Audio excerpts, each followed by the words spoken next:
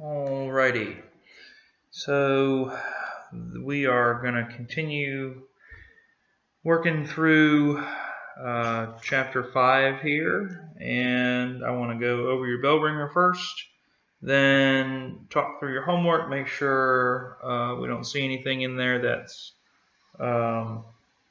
really crazy. If you've got that, you can go ahead and get your homework out, keep your bell ringer in front of you, and do try to actually show if you got the answer wrong, show what work you did to get it right, which is basically going to be copying down what I've got up here, okay? I want you guys to be thinking through that and seeing how it's worked properly and what I think a great answer looks like. So I can't tell that you guys are doing that, and if you don't write them down, and it's basically 5 points for free if you just copy down what I've got. So you need to be trying to solve it because that's the point of it, and then you need to be correcting it so you can know how to do it correctly. And it's not a crazy surprise at the end of the semester when one of those problems shows up on your semester test, which we've got coming up in a couple of weeks.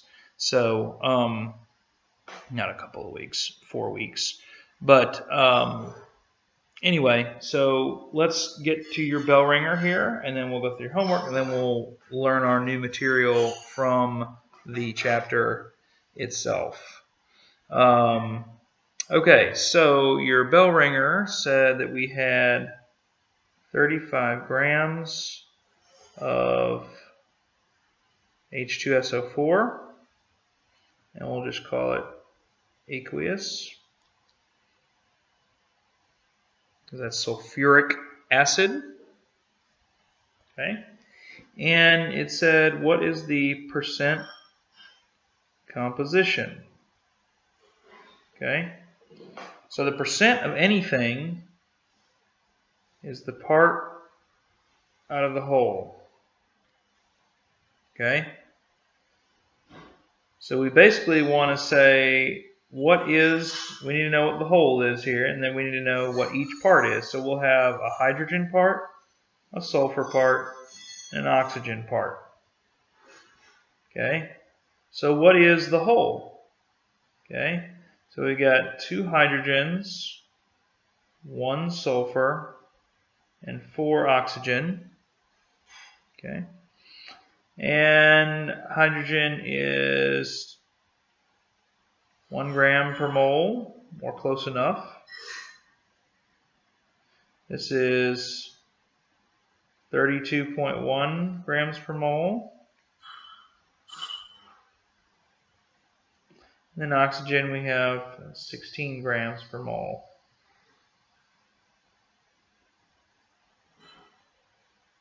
Okay. And so then the whole is going to be 98.1 grams. And so now it's pretty straightforward just to do that. So 2 out of 98.1, 32.1 out of 98.1, and then 64 out of 98.1. Okay. And then we see that this comes out, we just literally just that divided by that in our calculator, 2.03%. Okay, and we note that our calculator is 0.0203, and that becomes 2.03%. Same thing for this one, 0.327 becomes 32.7%, and then 0.652 becomes 65.2%. Okay, and then we need to plug these into our calculator and make sure they equal to 100%. I have done a number of problems where I've flipped these numbers and then I ended up with only like 80% total, and that can't be true. So they got to be 100% total. Okay, so part out of the whole, so that's the percent composition. That's all there is to it. Okay. All right, and then the second part says how many atoms of each do we have? Okay, so how do we do that? All right, so we have 35 grams of a substance is equal to 98.1 grams per mole times some number of moles. Moles will cancel out giving us grams, okay? So we then divide by this and we end up with 35 over 98.1 is equal to 0.357 moles, which equals 2.15 times 10 to the 23rd molecules of H2SO4.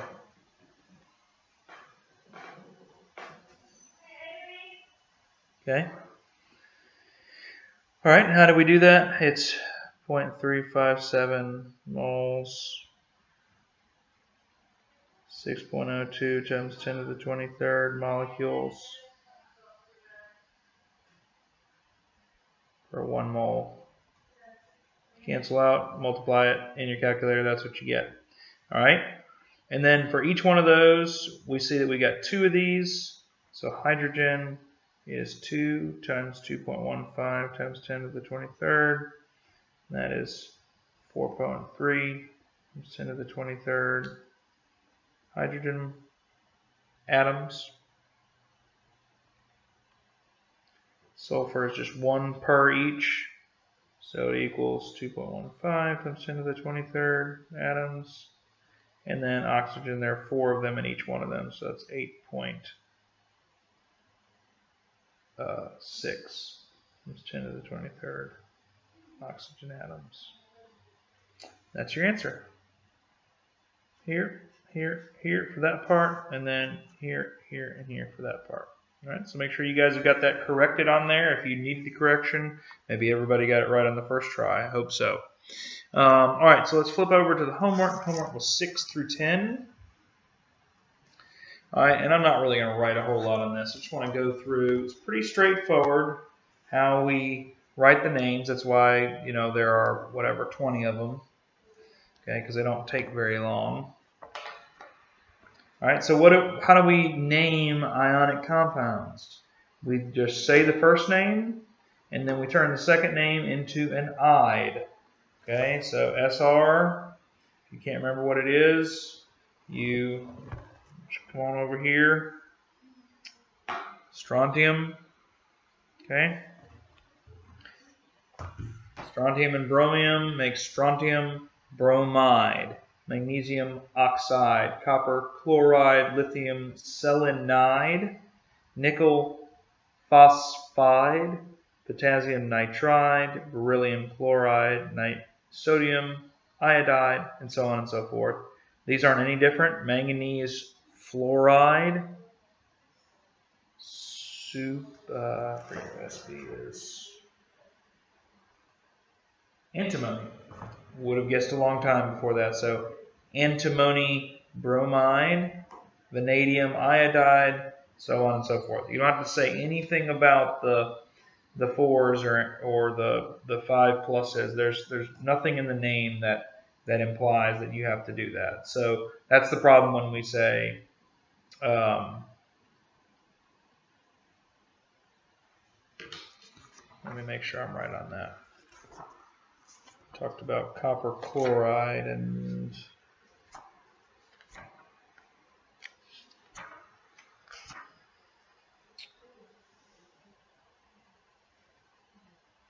let's see, naming them. Yeah, okay, so if they do have the name here, we would have to write that. Okay, so this should be copper 2 in the parentheses, chloride. Manganese 4, fluoride. Okay, sorry, I was wrong about that. Chromium 3, oxide. Nickel 2, phosphide. Vanadium 5, iodide. So make sure you get those in the parentheses with that. Go ahead and mark your homework up if you didn't get that part right. I'm going to send you guys the 5.1 and 5.2 answer keys so you can study that for your quiz for next class. I can't remember if I said that you were going to have a quiz today in the last video. I somehow had it in my mind that we were, but sorry. Quiz is actually next Tuesday. All right. It says write them in both the Latin-based system and the stock system, and you can go back and look at how to do that here. Ferrous, cuprous, ferric, cupric. Again, we're just learning that because some people still use it, I guess. Okay, and I'll send you these answers here. We won't spend time going back over those. 7, 8, 9, and 10 there. Those will be in the answer key that I send you if you need help or if you just got it from your chapter earlier. All right, so before I get too long, let's roll on into the lecture, and we're going to try to do, what did I write?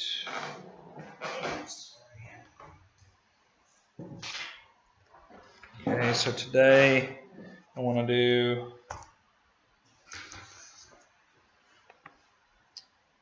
.5, .3, .3, .4, and .5.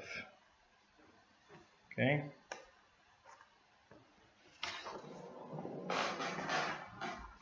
All right, so 5.3.3.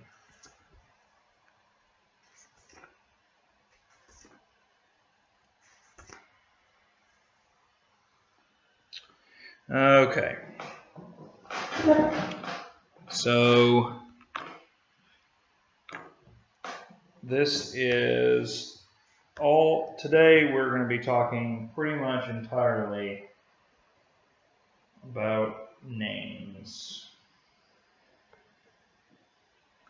Okay, and these names, again, it seems kind of really terribly dull, and I guess you could see it that way, but it's really just learning a language, okay? And this is the grammar of our language, all right? There's no way around it that it takes time to learn a language, and that's, you know, I wish we could all speak things instantaneously. That would be super awesome. Or if the Babelfish were real from the Hitchhiker's Guide to the Galaxy, but it's not, and so we have to force these things into our minds. And what we're doing is we're learning the grammar of chemistry here. Okay, so we're learning how to talk the language of chemistry in a way that is accurate and clear and unambiguous. All right, and so we're going to learn kind of the rules for ionic compounds with polyatomic ions. Okay, then we're going to learn polyatomic ion names themselves, and then we're going to talk about naming acids. Okay,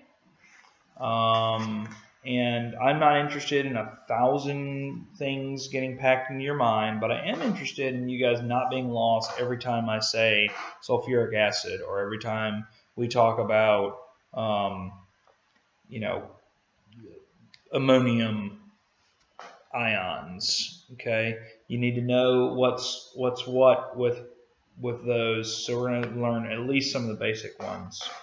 Okay. So writing binary formulas for ionic compounds incorporating polyatomic ions, and y'all grab your book if you don't have it. So this is not the awesomest image, and I want you guys to have it where you can make notes in your book as well. Okay. We need to determine subscripts by making the charges in the formula balance.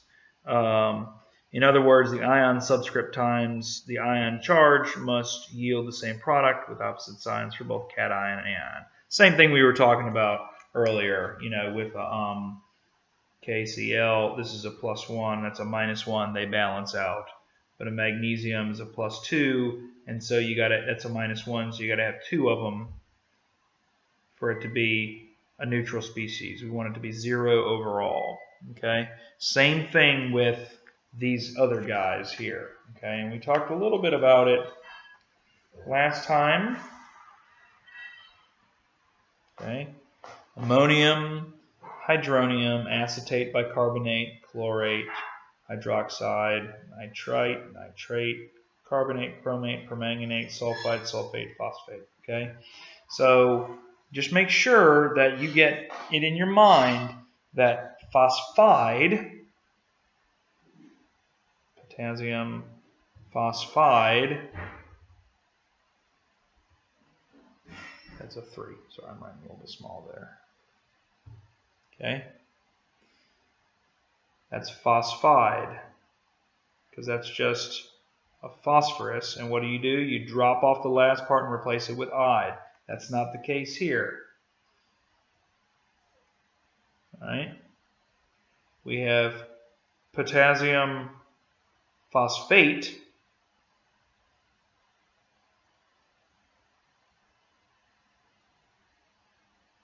Okay. He's a 3 minus.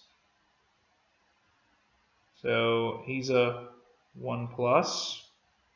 So we need 3 of him and 1 of him. So we're going to have K3PO4. That's it. Okay. By the way, I noticed on some of y'all's homeworks that y'all were leaving the charges in here. That's not how you write them, because those charges are just saying what it likes to grab 3 electrons. Well, once it's grabbed those 3 electrons through ionic transfer, like we've talked about in that bonding, it no longer has that charge up here. So it goes away. Okay, so the only numbers that are in these are the subscripts that are part of the formula. Okay? All right. So if we had a sodium bicarbonate, what would that look like? All right, so you look in your book and you see HCO3 and it's a minus, and a sodium is a 1 plus. Okay, so it's just going to be one of these and one of these, and then it's just NaHCO3. Okay, and then that is just sodium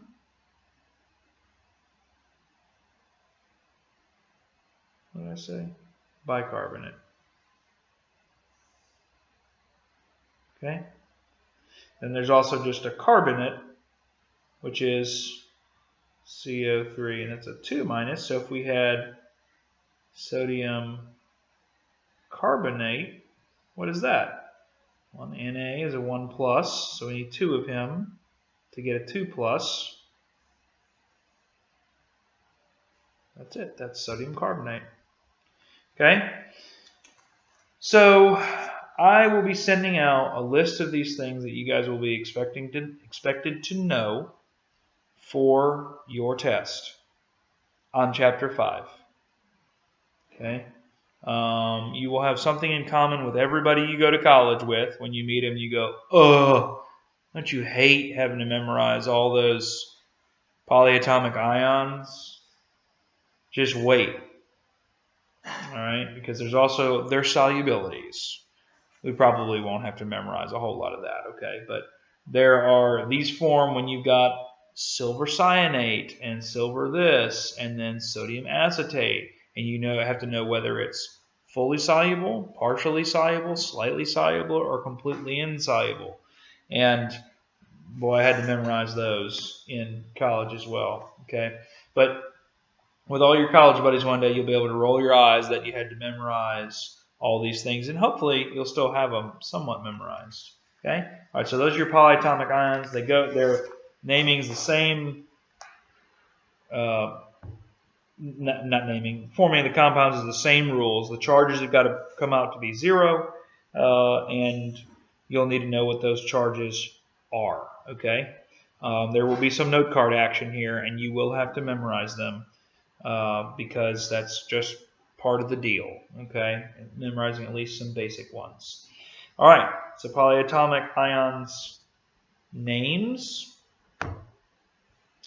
Most of the time you'll write names with polyatomic ions by using the information in table 5.6. Oh, look, he agrees from memory. We're on the same page here. All right. However, there are a few more polyatomic ions than those listed there and involve some prefixes. Okay.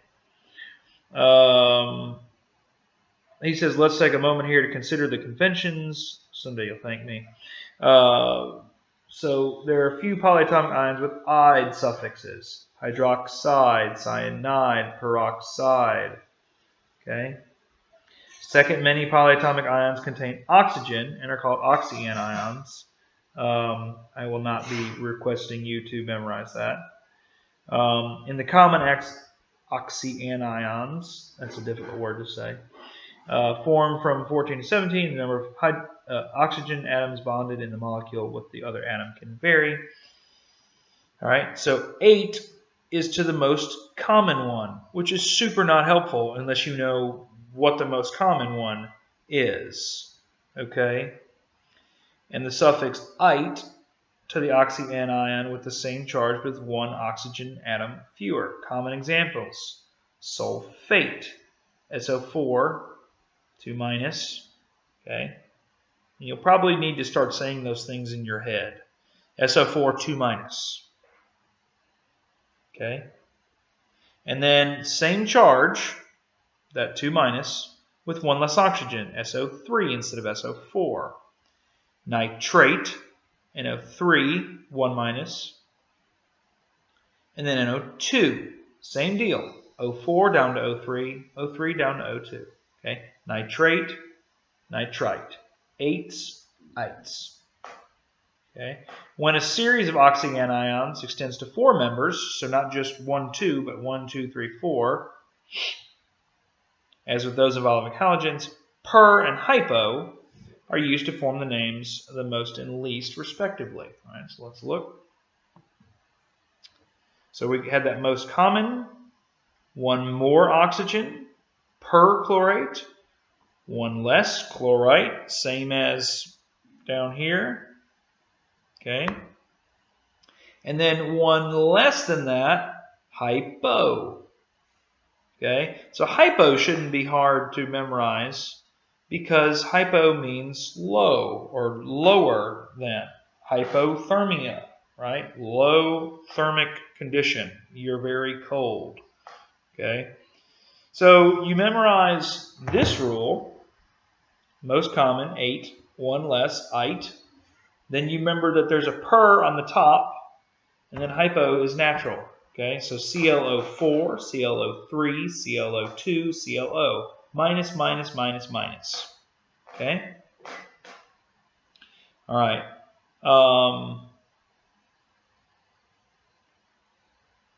So the fourth and final rule. Okay, so we've got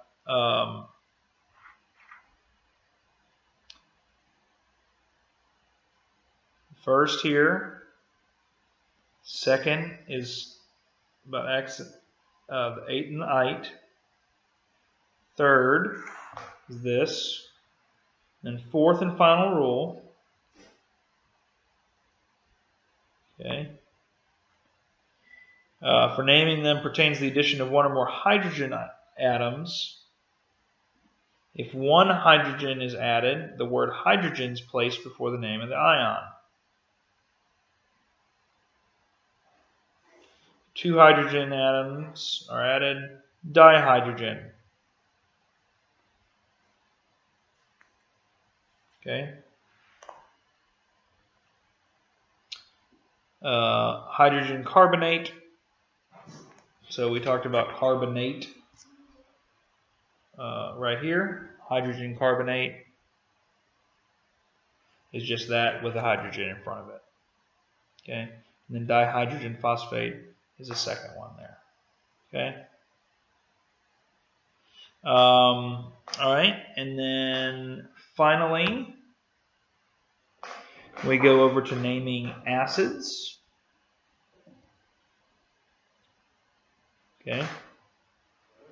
And let's go ahead and introduce this concept of what acids are. Okay. If you don't have vertigo before, you do now. All right.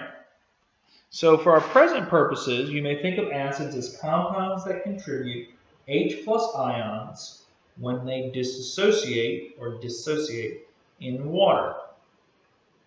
Okay, so very briefly, we have hydrogen chloride as, let's say, a powder. Okay, and so like sodium chloride, right? It's just table salt. Hey, come on, camera. Focus.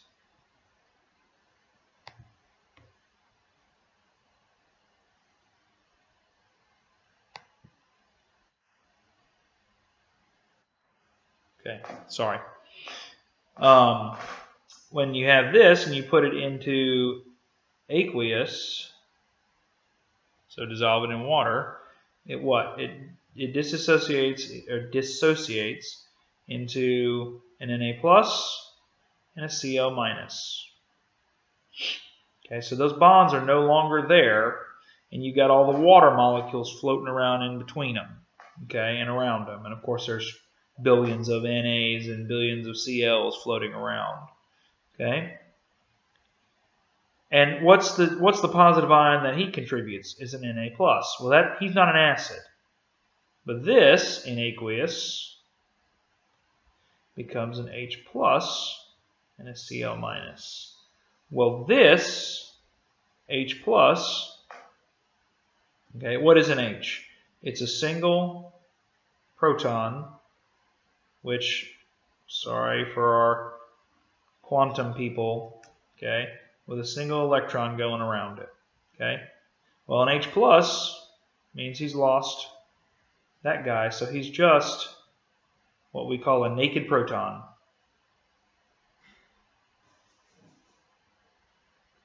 Okay? He has 0 clothes on.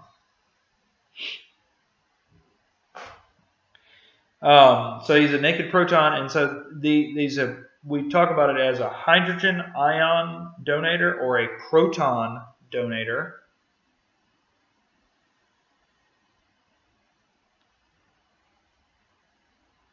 Okay, and that's what an acid is. All right, so of course, how would you know? And so we have you have strong acids and weak acids, and basically strong acids are ones like these where every one of the molecules comes apart in water, and then weak acids where not all of the molecules come apart in water. Okay, and so an example of a weak acid is when we take an acetate. Where's acetate? Okay, an acetate right here, which is CH3COOH. I'm sorry. This is acetic acid right here. Okay? And so what happens is you've got a CH3. I'm cheating on showing you guys the Lewis structures here, but you'll learn about them tomorrow or Tuesday. Okay? We have a hydroxyl group here. All right. And we have a, well, whatever. All right. So what happens is this goes into aqueous solution, and some of them break up into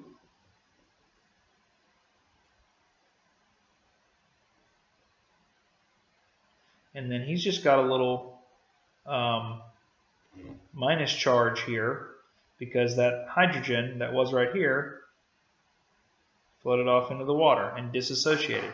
Not all of them do that, though. There are some that are floating around in the water just like this, which is why it's a weak acid, because it just doesn't, not every hydrogen pops off of every molecule. Some of them float around like this, some of them disassociate into that. Okay? So, but for right now, we just need to talk about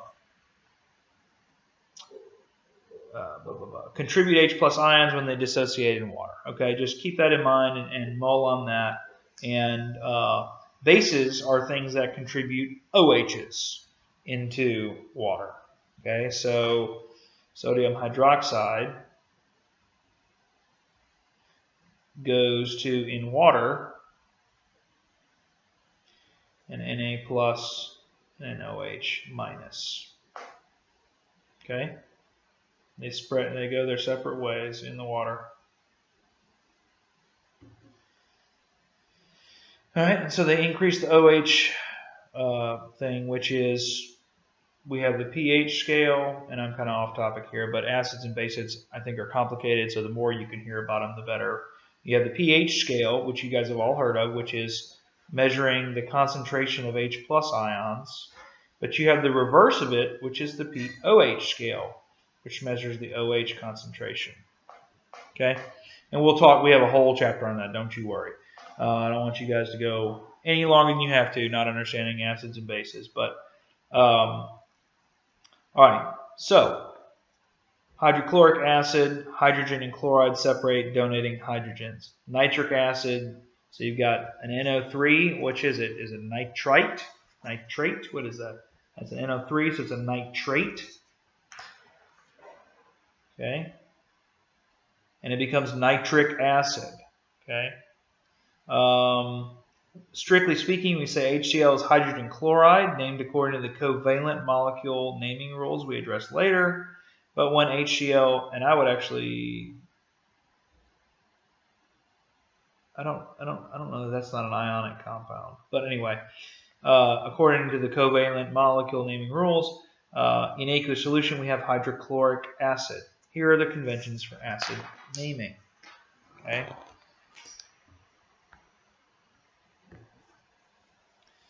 Acids containing anions with "ide", so hydrogen fluoride becomes hydrofluoric.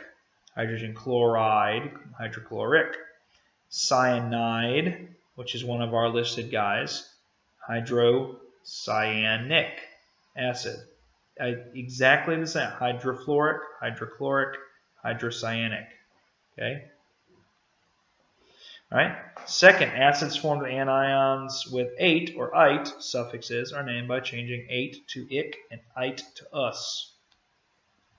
Sulfuric acid, nitrous acid, perchloric acid. Okay. An important term to note is oxyacid,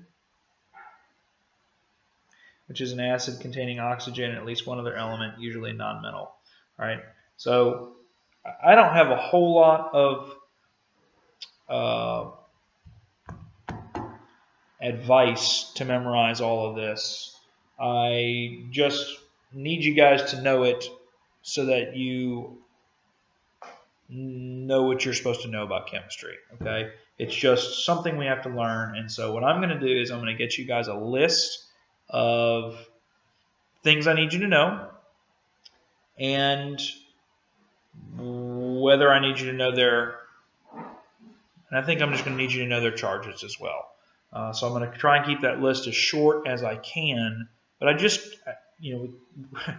can't just give you a sheet with it every time, because then you're not actually learning it and internalizing it.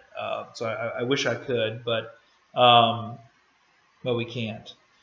And so we've got, gives you just these examples. Hydrogen bromide becomes hydrobromic. All right, and so what is this? This is CO3 is carbonate.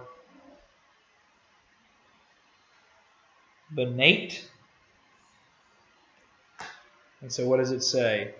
8 becomes ic. So what's that? Hydrocarbonic. No, it's just carbonic. So why is that not hydrocarbonic?